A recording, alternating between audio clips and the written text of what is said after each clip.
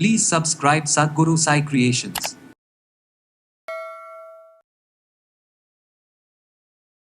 இன்று நிறைய பேருக்கு சிறுநீரகத்தில் பிரச்சனை வருது. இது மற்ற சில வியாதிகள் இருந்தாலும் வரலாம். இப்போது நீரிழிவு வியாதி இருக்குது, டயபெட்டிஸ் இருக்குது, அவங்களுக்கு சிறுநீரகம் பாதிக்கப்படலாம். சரியான நேரத்தில் தண்ணி குடிக்கிறது இல்லை, தேவையான அளவு தண்ணி குடிக்கல, அதனால் கற்கள் உண்டாகிற சூழ்நிலை வேறு நிறையா பேருக்கு இருக்குது. கல் வந்துட்டால் அவ்வளோ கஷ்டப்படுறாங்க. இந்த சிறுநீரக கல் வராமல் நம்மளுடைய வாழ்க்கை வழிமுறையை மாற்றிக்கிறான். ஆனால் வந்துட்ட அப்புறம் என்ன பண்ணுறது, அல்லது வராமல் எப்படி தடுக்கிறது, அதுக்கு சில முத்திரைகளை பார்க்கலாம்.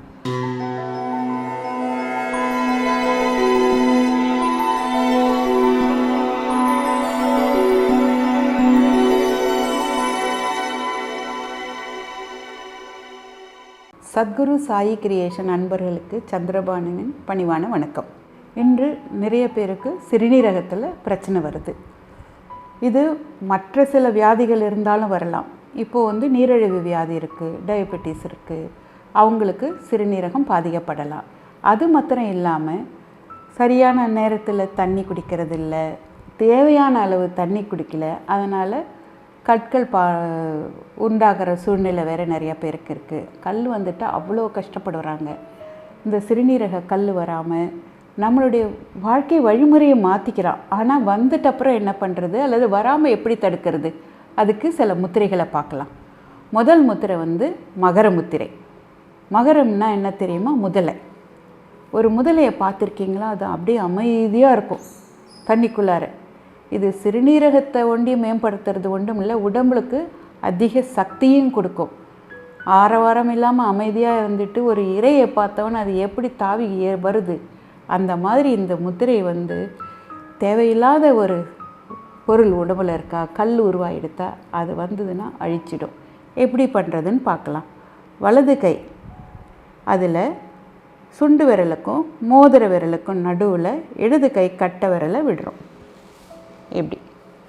அப்புறம் இடது கை மோதிர விரலையும் வலது கை மோதிர விரலையும் கட்டை விரலையும் சேர்த்துக்கிறோம். இதை சுற்றி மற்ற விரல்கள் இடது கையோட விரல் பின்னாடி இப்படி பிடிச்சிட்ருக்கு.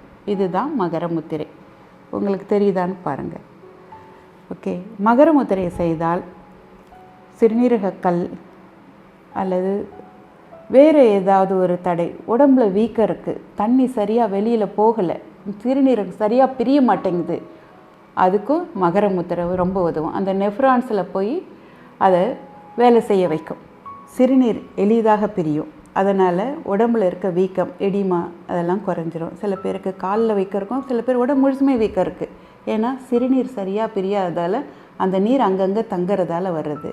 இந்த மகர முத்திரையை செய்தால் அது எளிதாக சரியாகும்.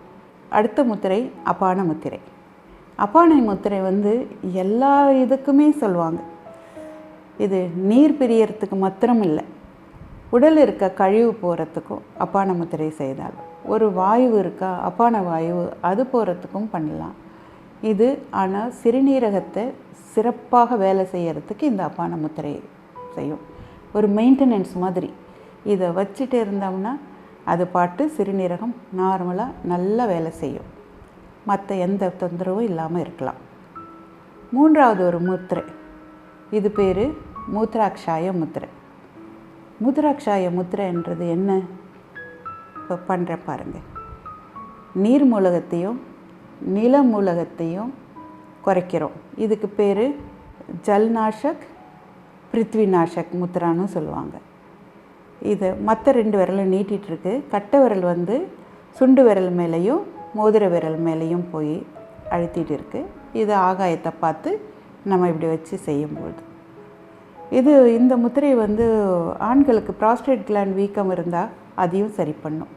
ஒரு கட்டியோ அல்லது கற்களோ இருந்தால் அதையும் குறைக்கும். ஆனால் அதிக நாள் செய்யணும், தொடர்ச்சியாக செய்யணும். 3 முத்திரையும் ஒரு அரை மணி நேரம். ஏன்னா கல் வந்துடுது, அது வெளியில் போகணுன்னா 3த்தையும் செய்யுங்க. உடனே செய்ய 5 நிமிஷம் கேப் விட்டு செஞ்சாலும் செய்யலாம், உங்கள் வலியை பொறுத்து. இல்லையா கொஞ்சம் ஓரளவு தாங்கிக்கிற மாதிரி இருக்கா, சரி, முதல்ல மூத்ராட்சாய முத்திரை பண்ணுங்க. கற்கள் இருக்கவங்களுக்கு இதுதான் மெயினாக சொல்கிறேன். அடுத்தது அபான முத்திரை பண்ணுங்க. ஒரு 15 நிமிஷம் இடைவெளி கொடுங்க. அபான முத்திரை, அதுக்கு அப்புறமா மகர முத்திரை, இதை பண்ணுங்கள்.